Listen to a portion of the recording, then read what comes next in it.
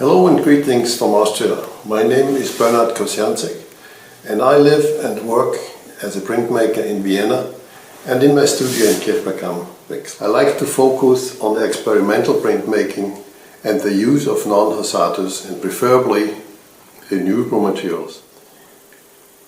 As a start, I did research on the authors and on their works to find my inspirations, followed by early rough sketches to commence the visualization.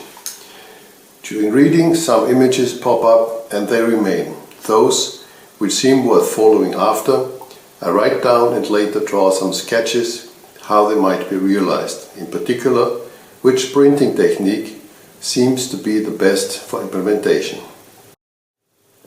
In the case of Jane Austen, Sanditon, the situation and protagonists of the carriage accident stuck in my memory. The carriage, a wreck, the driver sitting on the sidelines, wondering about his level of guilt, but otherwise glad that nothing more serious had happened to his passengers. The gentleman with a sprained foot on the side, unable to assist. The other gentleman helping the lady to emerge from the wreckage. And finally, the lady herself, obviously unscathed. Not to forget the horses, lying on their sides but free from the cart. No severe injuries, no persons or animals have been harmed in the process.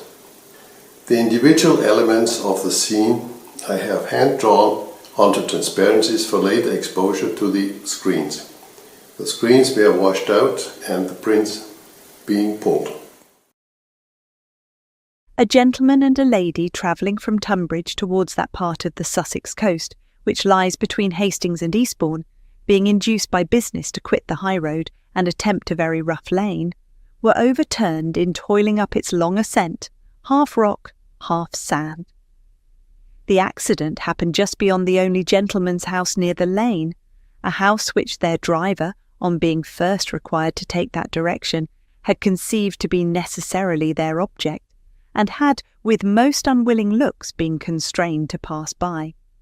He had grumbled and shaken his shoulders, and pitied and cut his horses so sharply that he might